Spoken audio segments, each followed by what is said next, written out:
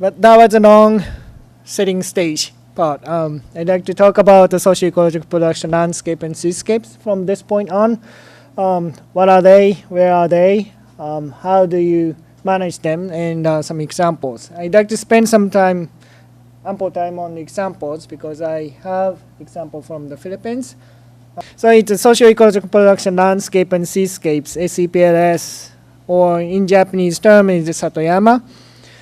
Supports biodiversity while providing human with goods and services needed for their well-being, often characterized as a dynamic mosaic of habitats and land uses.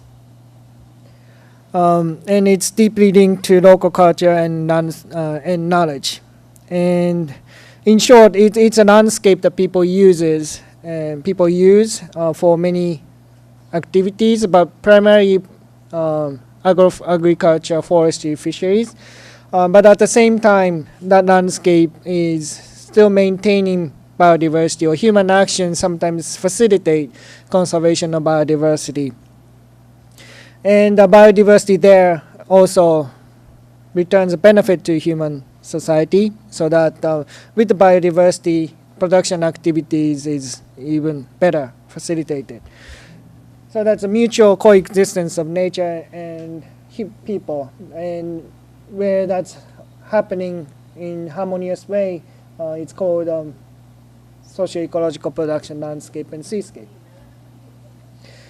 And SEPLS is not something special. It's not something that can be found only in certain parts of the world. It's global. Then it can be found anywhere, any country. And I borrowed this slides from William Dunbar from United Nations University, the Secretariat of the IPSI. He happened to include an example from the Philippines. Muyon is the term that refers to such a landscape in your language.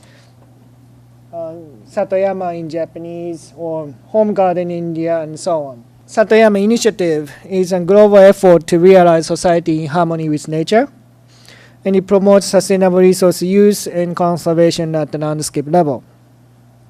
And the International Partnership for the Satoyama Initiative, or IPSI, is an engine that delivers that, that runs this initiative.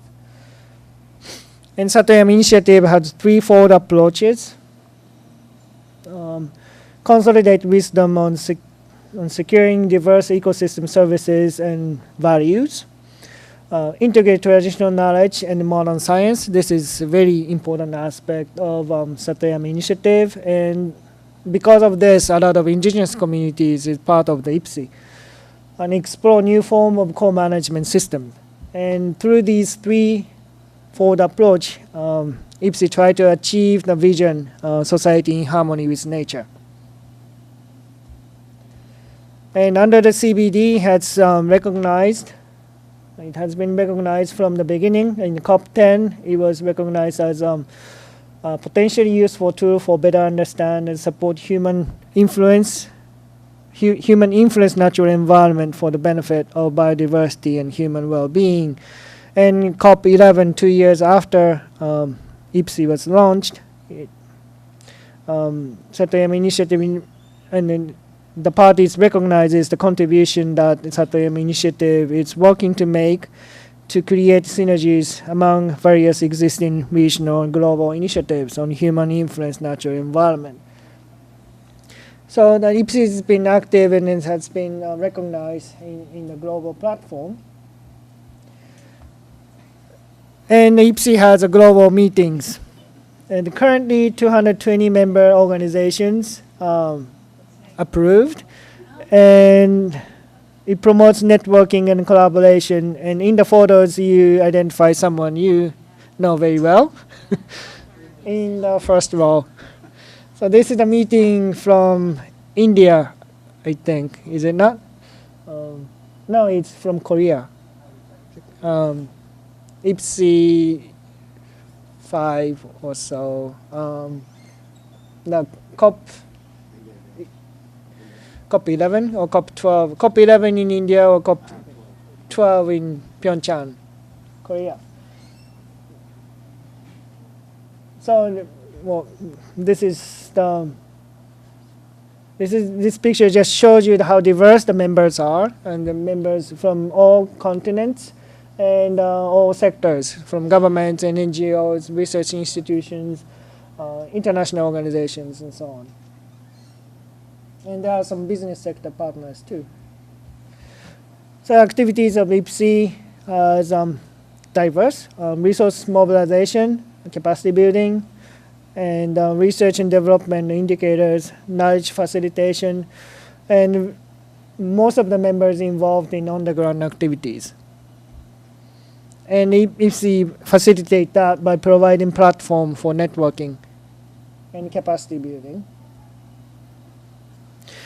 Then next question is, so the previous few slides was addressing what it is, but where are they? Where are the Satoyama landscapes or SEPLS? It's very difficult question. SEPLS is defined as follows in the IPSI charter. If you want to know where they are, you need to map them. But there's a problem. How can you map dynamic mosaic of habitats? There's a temporal scale and then mutual interaction. So it's slightly difficult thing to map. Harmonious interaction between people and nature maintains biodiversity while providing humans with goods and services. This is becoming almost impossible to map, but you have to find some surrogates. Deeply linked to local culture and knowledge. Almost give up mapping this, but have to find a surrogate. And under the Jeff Satoyama project that I will introduce toward the end of this presentation, we try to map it on a global map. And we are in the intermediate stage now, where I cannot show you the results, but I can show you some intermediate results that we have so far. There is an index called the Satoyama Index, developed by the University of Tokyo. Currently, the researchers at the National Institute for Environmental Studies. This is showing the dynamic mosaic aspect and showing the present location of the high landscape with high likelihood of being SEPLS in red, and the presence of SEPLS in yellow. So the distribution look like that, and Indo-Burma and also Philippines is colored red, showing the high chance of finding SEPLS in those parts. So this is one mapping activity. And important SEPLS might be in the areas with high biodiversity and maybe in the under the high threats. So the biodiversity hotspots can be used as a surrogate for prioritizing the regions. So there are currently 36 of them identified on the ground on the globe. This is an area of ecoregions that has more than 1,500 endemic vascular plants, but at the same time, 70% or more of the original habitat has been altered. And Japan is one of the biodiversity hotspots as an entire country, Philippines also, and many of the Indo-Burma countries, and there are 36 of them. Those are the conservation priorities. And it should be the focus of conservation actions. In smaller in scale, key biodiversity areas and protected areas are the important areas to protect, and if they overlap with Satoyama landscape or SEPLS, they are also provide underpinnings that those Satoyama landscapes should be a priority for conservation. there's a global database for that, and which I'm planning to use for this mapping activity. The last piece of SCPLS is deeply linked to local culture and tradition. It's very difficult, but thinking of using linguistic diversity in the presence of different languages as surrogate for the cultural importance and cultural linkages of the landscape. So it's difficult, but the work is in progress, identifying where on the global map the SCPLS are located or can be found. How do you manage them? There are many ways of managing SCPLS, but I'd like to introduce to you a few tools that can be used and managers can use to understand the landscape and devise the ways that's suitable for the management. And one is indicators of resilience. And resilience of production landscapes. Resilience is defined as a capacity of a system to deal with changes and continue to develop, withstanding shocks and disturbances, and use such events to catalyze renewable innovation. So if you disturb an area, you disturb the system has capacity to come back to the original state or renew to something stronger.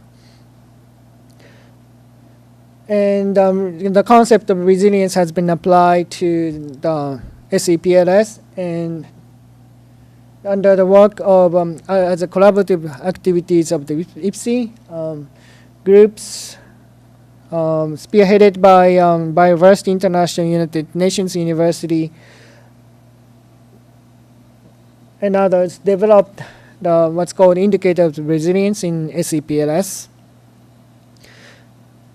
It's a set of 20 indicators to measure resilience of SCPLS at the local level, and it has 5 categories: biodiversity, ecosystem protection, agricultural diversity, knowledge and innovation, governance, and livelihood and well-being. So, and there are a set of 20 indicators as mentioned, and you can download the toolkit and the indicators from IPSI website and also Jeff Satayama website.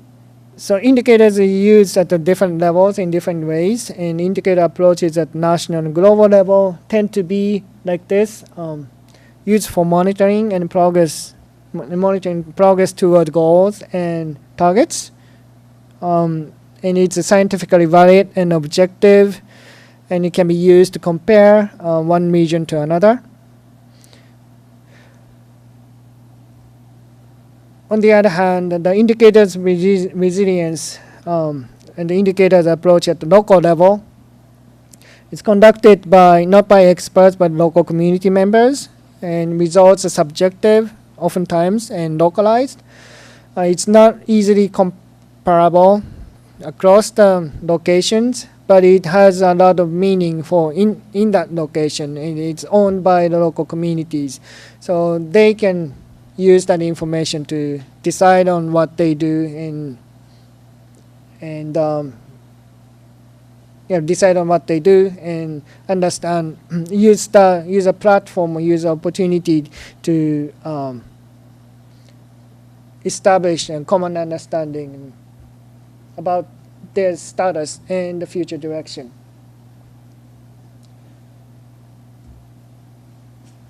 So the indicators resilience was developed by as a collaborative activities, and it was field tested by Biodiversity International in UNDP as a COMDEX project, and it was revised, and toolkit was developed. As you can see, there's a photo of the front page, and it's used as a monitoring tool or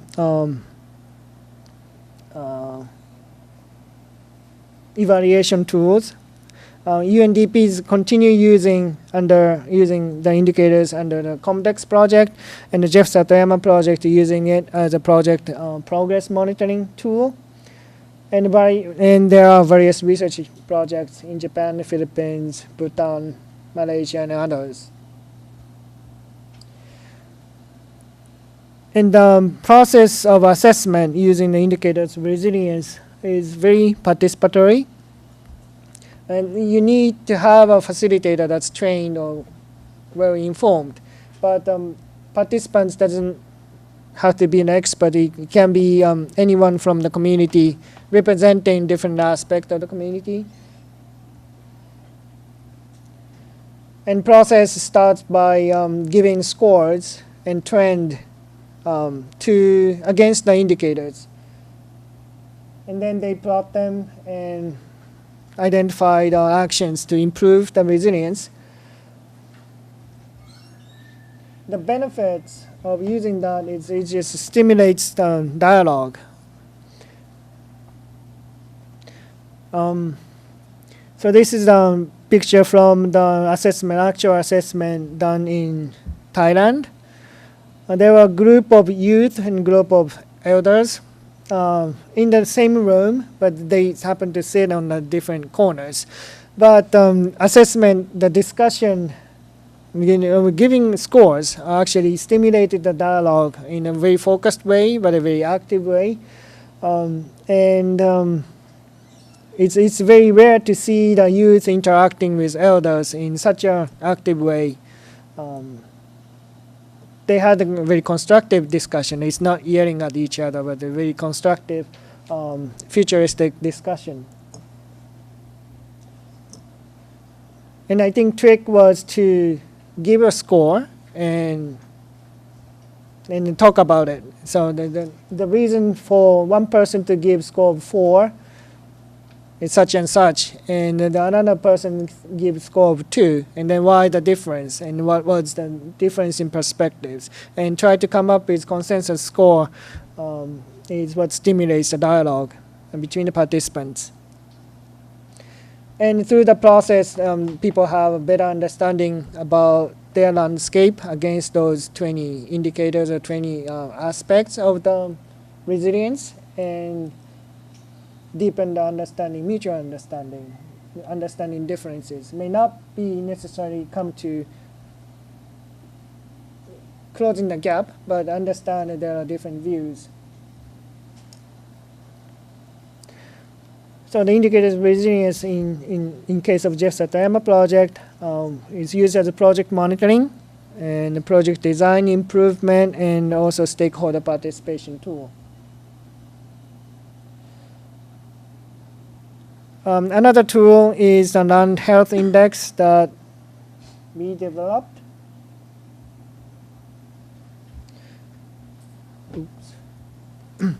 So Land Health Index is a quantitative tool, again, just to put various aspects and conservation aspect on the table with other measures, and economic measures and societal measures that has on quantitative indicators.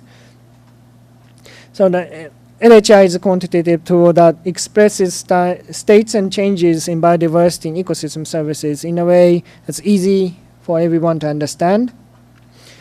And it's modeled after the development of Ocean Health Index, and it considers 9 evaluation items or goals.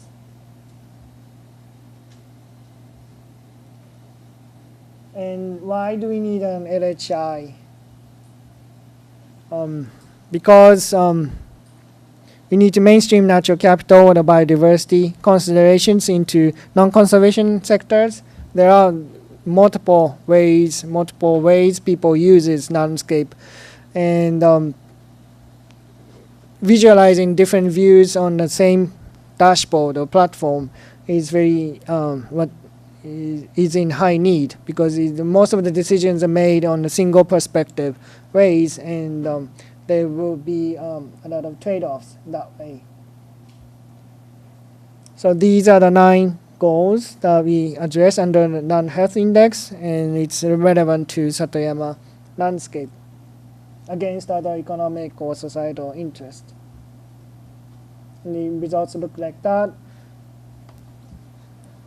And there are a few uses for conservation approach, or natural capital wise use approach, or business sustainability approach, depending on who you are and how you want to use a landscape. Different views exist, but the tools like land health index can be used in various ways to inform the discussion, inform the decision. I'm rushing through because I want to get to the examples. So examples, the first example is in Jeff Satoyama project that I've been mentioning a few times now. The project vision is society in harmony with nature, the same as an IPSI's vision. And project objective, we try to mainstream conservation, sustainable use of biodiversity and ecosystems into public goals, public programs, and public policy. We are implementing this in a big group. It's funded by Global Environment Facility, and when you're working with SIA Japan is working with IGES, the Institute for Global Environmental Strategies, and United Nations University Institute for Advanced Study of Sustainability, which is the secretariat of the IPSI. So those three organizations are executing team, and we are working on the ground with 10 partners. Those are the grantees, but they are implementing partners. On the ground and in the middle, knowledge generation, the more the research aspect, and IPSI comes in to do the capacity building component.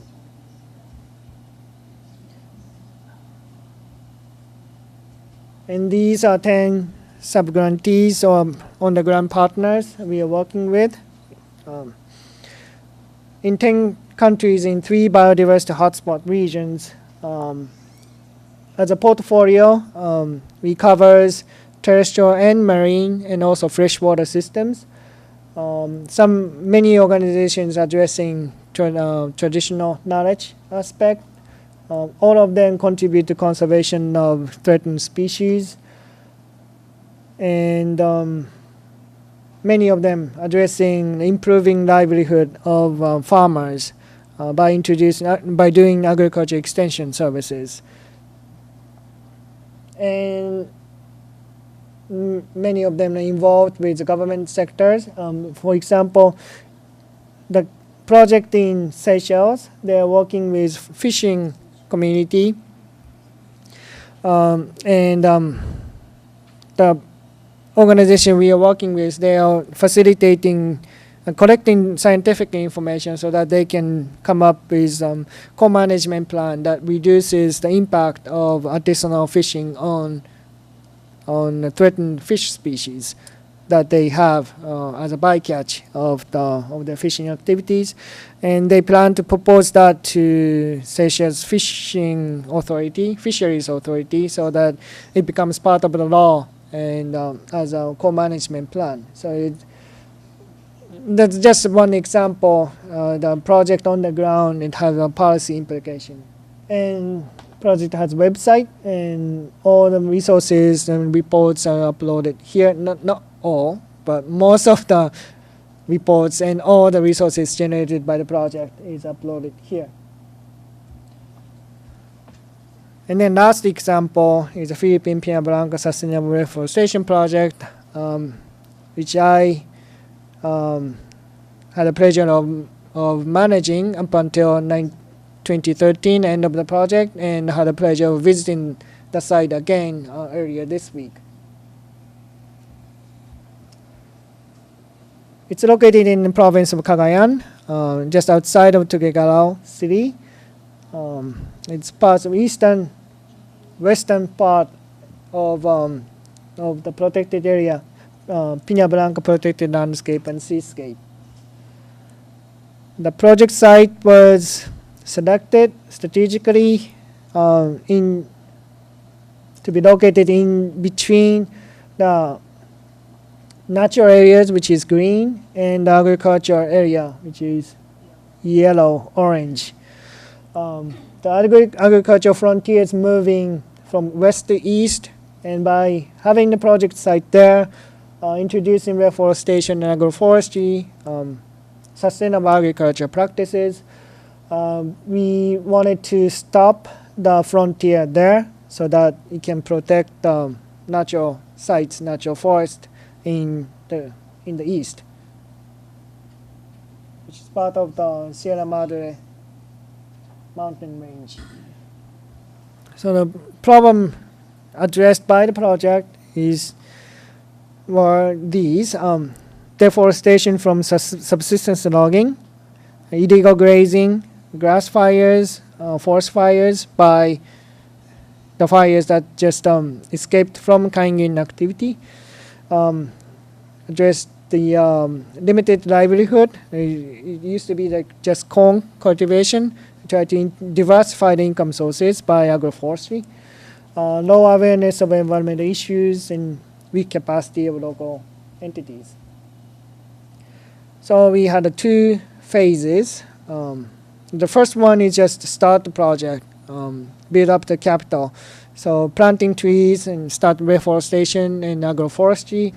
Second phase, second 3 years of a 6-year project was to localizing phase. It just give the capacity and authority of the project to the local partners, mainly agriculture associations, so that they can run the project or continue project activities after the funding ends at the end of the project term.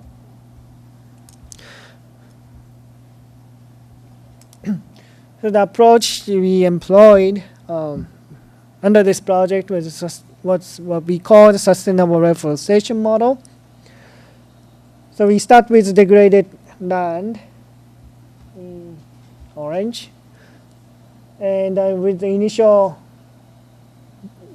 donor activity and with the grant, we start reforestation and agroforestry and install the measure to combat deforestation. And through the project, we maintain the agroforestry and reforestation. By the end of the project, agroforestry, which is mango agroforestry, fruit is harvested, and the revenue, part of the revenue is give back to the project under the reforestation fund, which becomes a part of it becomes a source of various activities like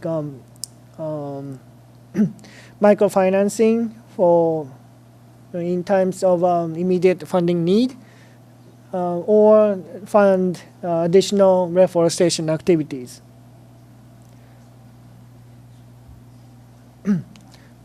So this is the model, and if this goes successful, the pursuit of economic pursuit of farmers generate funding that supports themselves and also benefit reforestation. So that was the model that we followed, and we did these activities in not just planting trees, but building capacity of the community so that they can manage the project activities after the implementers left, and also institutional development. Passing ordinances just enables local communities to patrol illegal activities, and establish the financial mechanisms, sustainable financial mechanisms based on the agroforestry. So this field used to be a corn field. It was converted to agroforestry activities with diverse set of crops, mining of contours so that it minimizes the erosion, soil erosion. And this is another example, the farmers with diversified crops. And this was done during the project terms until 2013. And I visited the same site earlier this week.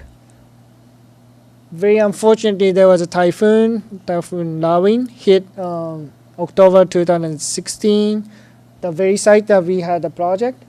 So rather than documenting the achievement, I was going around documenting the damages. But so for the reforestation site, there were the big trees, the natural trees were knocked down, or the lookout tower lost the roof. The trees planted is dead, and it's just a dead twigs that's standing. So the damage was very severe. And agroforestry site too, the upper left-hand corner, the photo is not supposed to be cornfield. It may look like a very healthy cornfield, but it's supposed to be a very healthy mango agroforestry. All the trees were knocked down, so farmers had to revert back to corn cultivation so that they can build up funds to regenerate, replant mango trees. So many trees look like that. It's sideways, uprooted, or lost the top or the branches of the trees. But there was some hope also. There are some trees that retain the leaves in the pockets that the wind didn't hit so severely. So there was some reforestation sites that's doing fine. And I also witnessed there are many planted trees that look dead from the distance, but if you take a closer look, the picture doesn't show up very well, but they are not all dead. The roots are still alive, and there's a new stems coming up, resprouting. So, and there's National Green Program replanting, replacing NGPs, replacing the mortalities. So there are some hope there. And agroforestry side, the mango trees tend to be like almost all mango trees were knocked down, but cacao trees survived, many of them, and they are bearing fruit. Tamarind, papaya, and calamansi, the citrus trees, many of them survived. So it was not the end of the story. There's some hope and there's some continuity there, and farmers are very resilient and very committed to replace the mortalities and restart agroforestry. And I'd like to end my presentation with this slide, but it's just a message that the diversity gives the strength to the society or the community, and then gives a resilience. If it's just mango, then all these possibilities may not be there.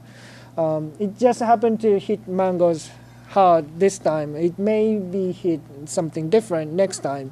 But if you have a diverse set or different crops or different trees, then some of them will survive, and it gives them and connect the current to the future that way. So it's a good lesson that diversity, crop diversity, and on the extension biodiversity can give the strength and resilience to the system, and the human society is dependent on that. So thank you very much for listening.